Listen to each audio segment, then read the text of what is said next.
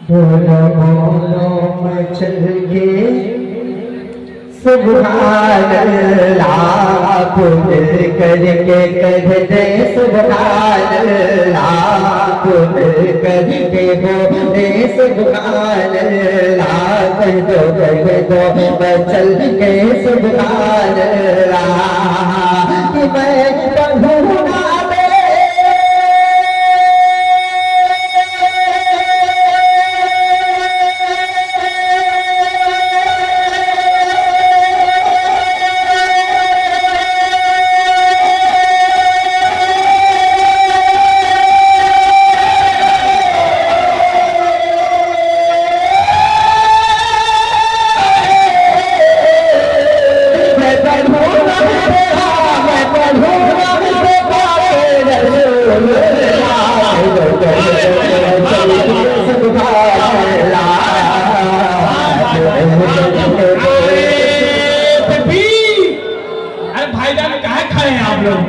पीछे है उन लोगों को बड़ी दिक्कत हो रही है। आप बता जो पीछे खड़े हैं भाई जान आकर के बैठ जाइए, वही जगह है वही बैठ जाइए, आप लोग वही बैठ जाइए ताकि पीछे वाले लोगों को देखने में आसानी हो जाए। भाई जान बैठिए ना, बैठिए वहीं पर।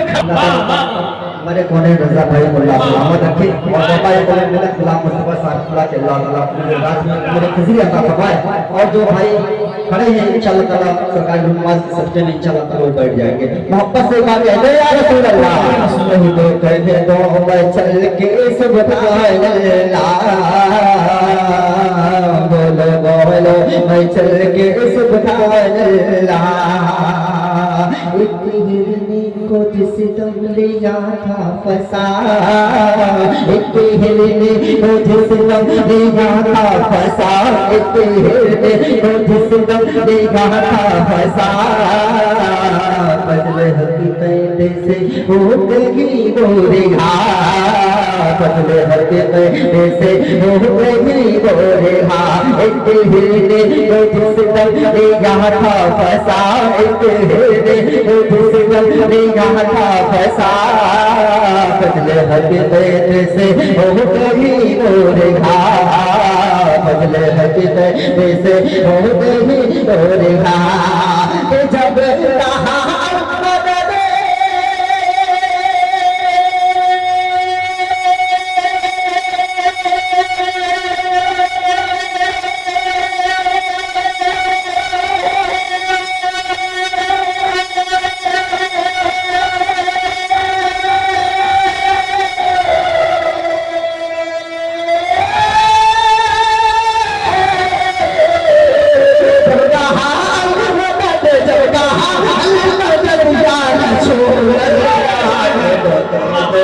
चल के सुभान अल्लाह बोलो बोलो चल के सुभान अल्लाह मिलकर कहे सुभान अल्लाह सब मिलकर के बोले सुभान अल्लाह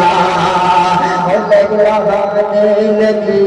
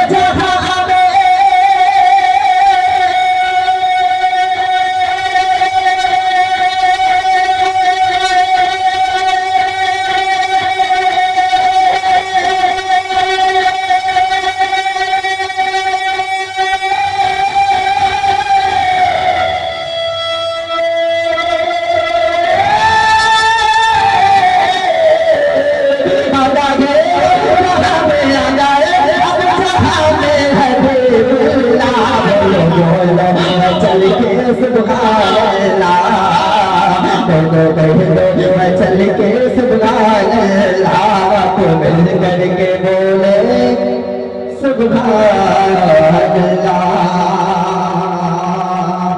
गौसे गाज़म ने सजाते वैसा किया, गौसे गाज़म ने सजाते वैसा किया, एक इशारे से मुर्दे को जिंदा किया, एक इशारे से मुर्दे को जिंदा किया, गौसे गाज़म ने सजाते वैसा किया। लगे लाही ये मेरी दुआ हो कबूल, लगे लाही ये मेरे दुआ हो कबूल, मैं भी बन जाऊँ आका के कदमों के धूल, मैं भी बन जाऊँ आका के कदमों के धूल। लगे लाही ये सबकी दुआ हो कबूल, मैं भी बन जाऊँ आका के कदमों के धूल, मैं भी बन जाऊँ आका के कदमों के धूल। जब सदा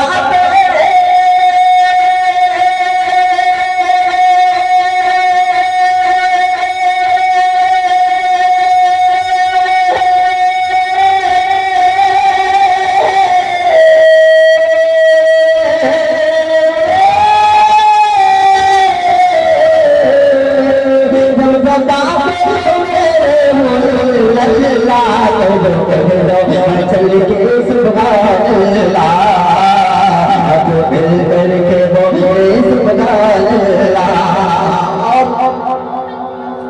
मोहब्बत बोले सुभान अल्लाह। ने सच्चा ऐसा किया, एक इशारे से मुर्दे को जिंदा किया, एक इशारे से मुर्दे को जिंदा किया, गौसे गाज़म ने सच्चा ऐसा किया, एक इशारे से मुर्दे को जिंदा किया, एक इशारे से मुर्दे को जिंदा किया। किसने इतना कहा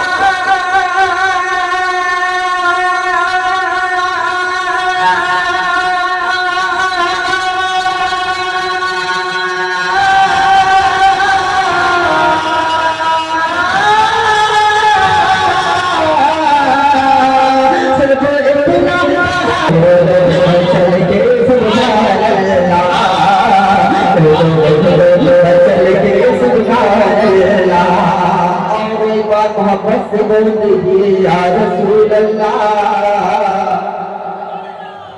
या हबीब अल्लाह।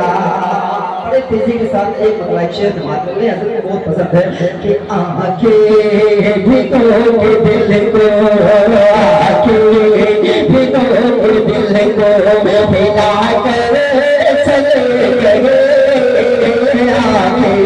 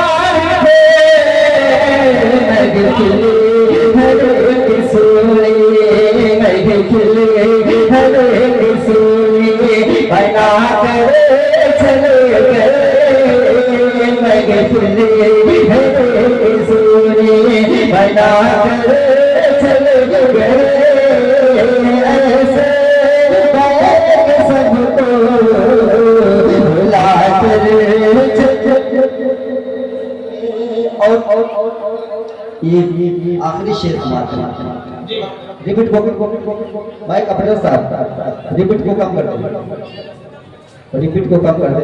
हाँ हाँ बस देखिए माशाल्लाह अल्लाह ताला आप लोग मेरी खिदमत कर रहे हैं, अल्लाह आपकी को तमाम परेशानी अल्लाह ताला फरमाए और अल्लाह ताला खूब बरकत अता फरमाए। देखिए इनाम वही लोग देते हैं जो खुश नसीब होते हैं, जिससे अल्लाह उसका रसूल दिलाएगा वही इनाम देगा।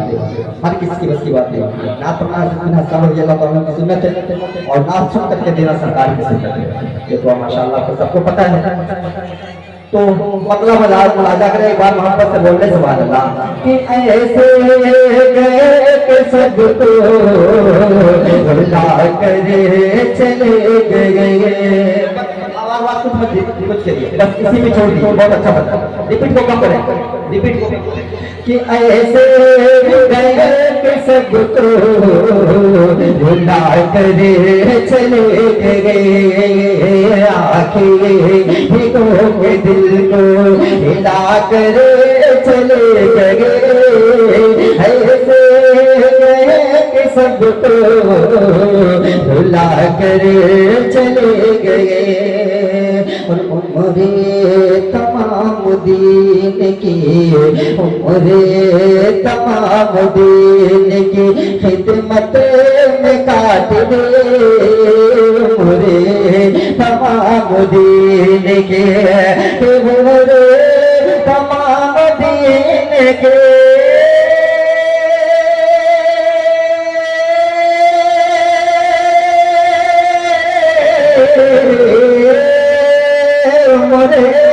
तमाम दीन के खिदमत में काट दिए, तमाम दीन के खिदमत में काट दिए, अपने कलम से कुफर के तारीख छाट दिए, में शरीक तुमको बता कर चले गए, शरीक तुमको बता कर चले गए, ऐसे गए कि सबको बुला कर चले गए।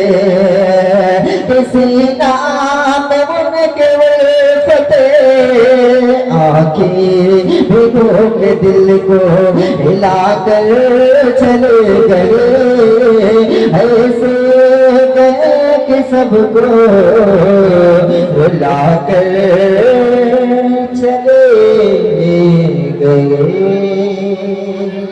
मैंने आपसे वादा किया था दो से तीन इंशाल्लाह कर चुके, फिर इंशाल्लाह कभी बार मौका मिला जोर से कहिए सुभान अल्लाह। जो मकसद था गरीब नवाज का वो हो गया। और एक बात सुन लीजिए, जितने लोग आए हैं बेगर दलील के ख्वाजा गरीब नवाज आपका है, कोई दलील नहीं है। और बैठ जाएंगे तो आपको सब कुछ मिल जाएगा। दामत वो आ रहे हैं, दामत बरकातु आलिया कुसिया, वो मेरा जिगर है। सिर्फ हम एक इशारा करना चाहते हैं, मगर याद रखें हम आपके पास नहीं रो रहे, गरीब नवाज रो रहा है। आप मुबारक हुसैन मुबारक को सिर्फ याद कर लीजिए। हम आप लोगों के तरफ से, सभी के तरफ से नहीं बल्कि गरीब नवाज के तरफ से जो है मैं उनको गले में माला वहां तक पहुंचाने जा रहा हूं। कोई मौलवी के अंदर दम नहीं है, मगर गरीब नवाज जिसको दम पैदा कर देगा बिला सांस का, वो मौलाना बोलेगा। अजमेर से कोई दूर है न कोई दूर रहेगा। अरे अजमेर जिससे घर में है वो शान से है, और जिस घर में अजमेर नहीं है तो वो अंधेरा है। और मैं आने वाला मेरे भाई बहुत पैसा आप जो है मदरसे को तावन किए हैं। सिर्फ मैंने गौसे आजम के नाम से, गरीब नवाज के नाम से, अल्लाह के नाम से ये जलसा आपका, मौलाना आपका, 100 हथौड़ा सोनार का, 1 हथौड़ा लोहार का। औरत में बहुत आ गई है और जगह और भी बढ़ेगा। जलसा रात भर चलेगा। मैं ख्वाजा साहब को बोल दिया था, अगर बारिश आ गई जलसे में, ये जो बूंदा बूंदी गिराना है सबका गुनाह धुल गया। अल्लाह के नबी ने फरमाया, जिस पाक मजलिस में अगर बूंदा बूंदी गिर गया तो मेरे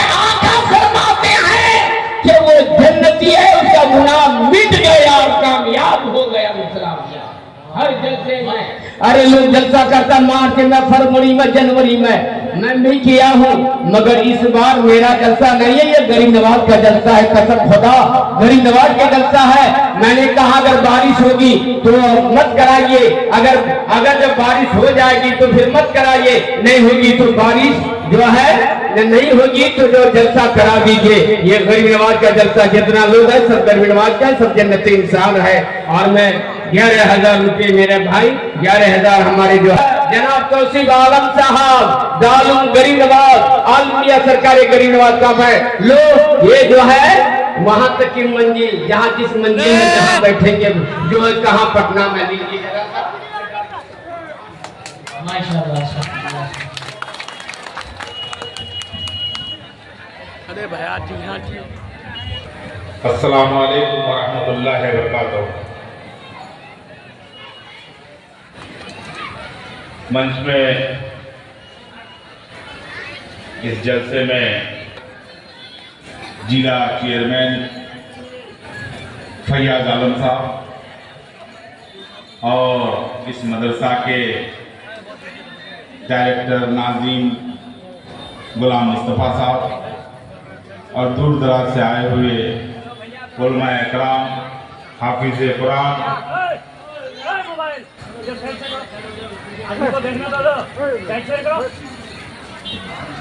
ये बात सही है कि अब तक हम लोग देखते थे कि जलसा नवंबर, अक्टूबर, नवंबर, दिसंबर, जनवरी, फरवरी तक होता था। लेकिन गुलाम मुस्तफ़ा साहब का ऐसा काम देख करके परेशान हो जाते हैं।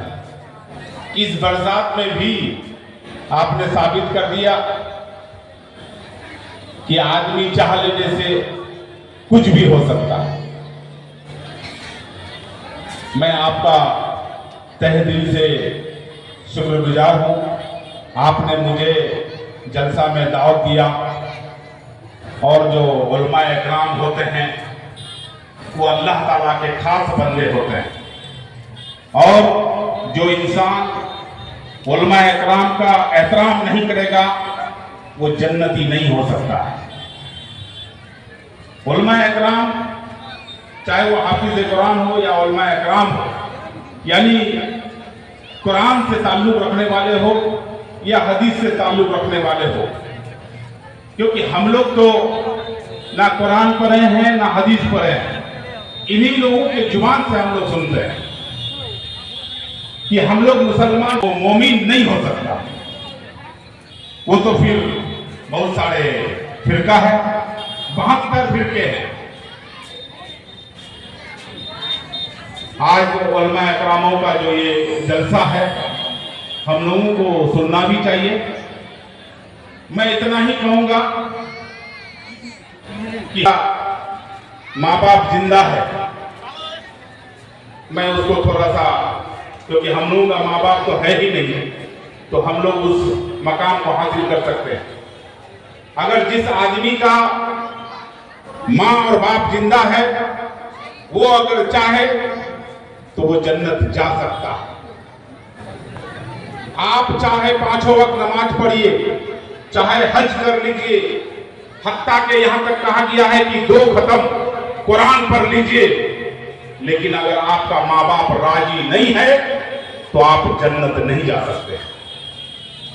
अगर आपके अंदर कोई भी इबादत ना हो, अगर आपका माँ और बाप राजी हो गया है, अगर आपके लिए माँ दुआ कर दिया है, एक बूंद भी, एक कतरा आंख से अगर आंसू निकाल दिया है आपके लिए, तो उनके लिए जहन्नम का आग हराम हो जाता है। कहने का मतलब है जिनका माँ बाप जिंदा है तो वो जन्नत जा सकता है, जहन्नम का आग हराम हो सकता है। लेकिन हम लोग क्या करते हैं, जहां शादी ब्याह हुआ अपने माँ बाप को अलग कर देते हैं। कहता है कि हम अलग हो गए, लेकिन नहीं, अपने माँ बाप को ही अलग कर देता है। अब बाहर जाता है कमाने के लिए, कमा करके आता है, बहुत अच्छी बात है, कमाओ, लेकिन जो आदमी तुमको पैदा किया अगर माँ बाप ना होता तो तुम दुनिया में नहीं होते।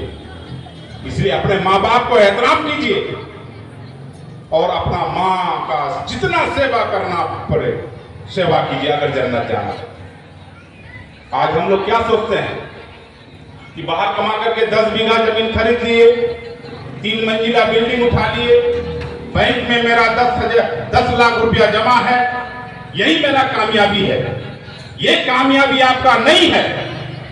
अक्लमंद इंसान वही होता है जो वहां के लिए तैयारी करता है। वहां के लिए मतलब खुदा के यहाँ के लिए। आंख आज बंद हो जाएगा। आपका 10 करोड़ रुपया जब बैंक में है, 20 बीघा का दाग आपको मकई लगा है वो लगा हुआ है, 3 मंजिला बिल्डिंग है, अगर आज आंख बंद हो जाए तो 24 घंटा दुनिया वाला नहीं रहने देता है, ले जाता है कब्रिस्तान। टाइम फिक्स है, कहता है अगर कोई बड़ा से बड़ा आदमी मर जाता है, कोई खां साहब हो या खां साहब हो या म्यां साहब हो, वहां खां साहब का नाम नहीं बोला जाता है।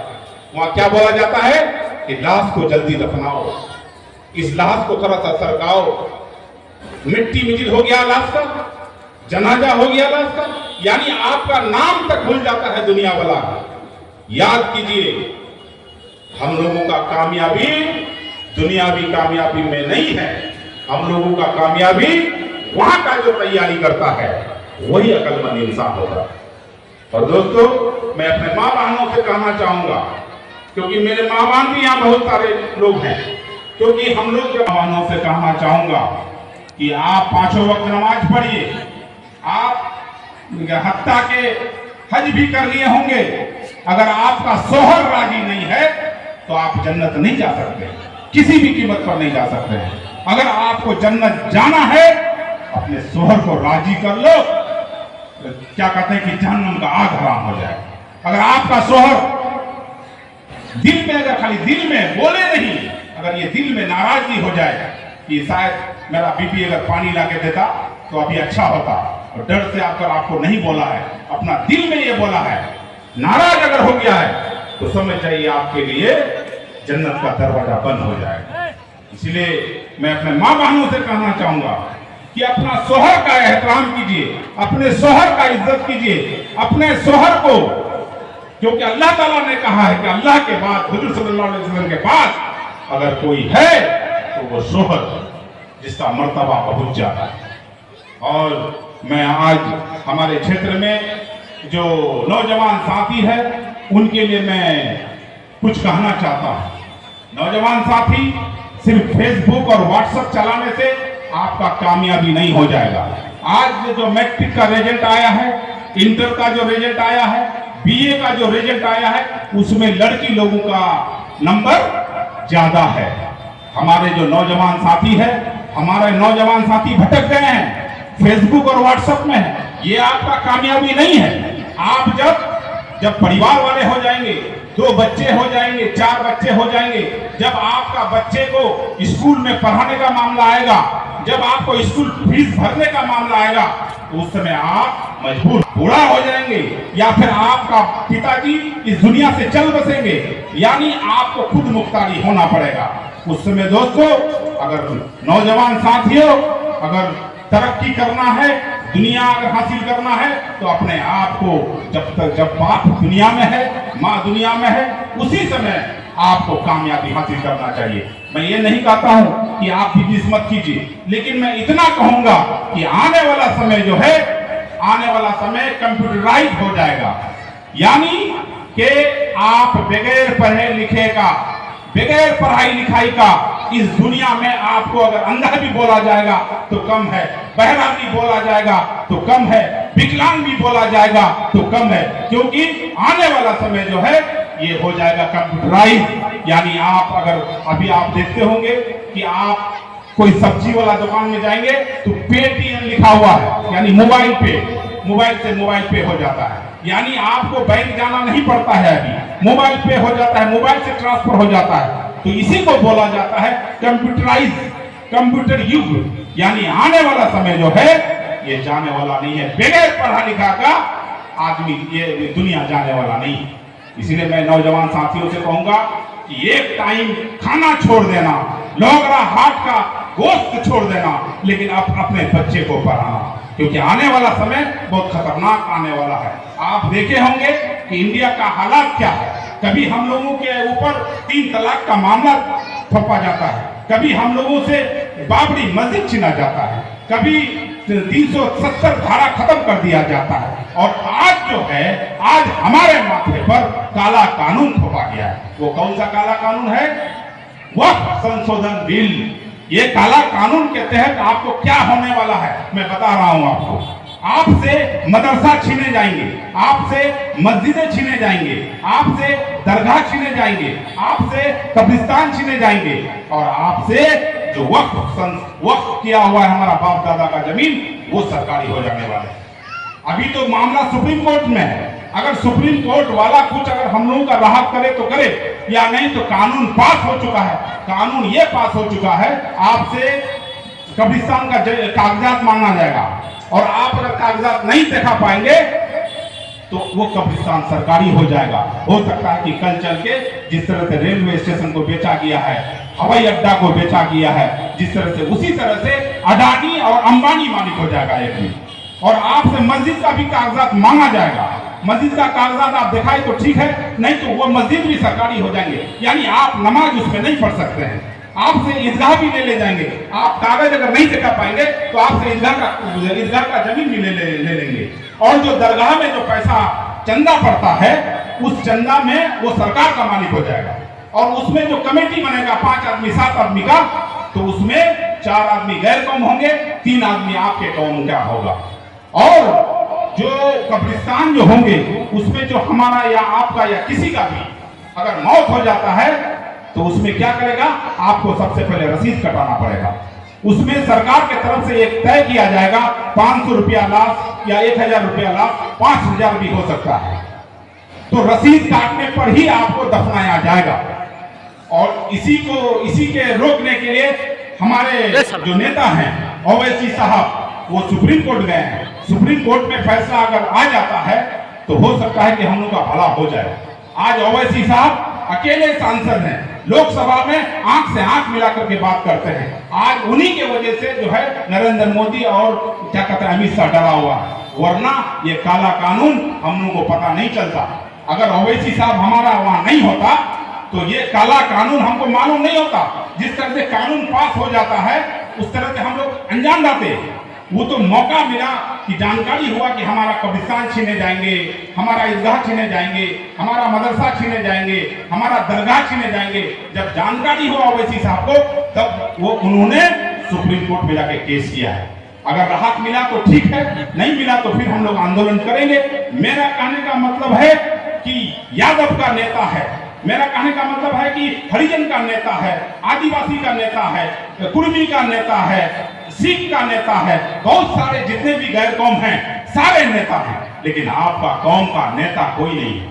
आज अगर सामने आया है तो वो है ओवैसी साहब, जो मुसलमानों का रावड़ी करता है। कम से कम आपका हक का बात लोकसभा में बोलने का काम करता है। आज जब इलेक्शन आता है तो टोपी वाला 2 हमारे उलमा इकराम को बगल में बैठा देता है, और हम लोग क्या गाते हैं? हम लोग बह जाते हैं।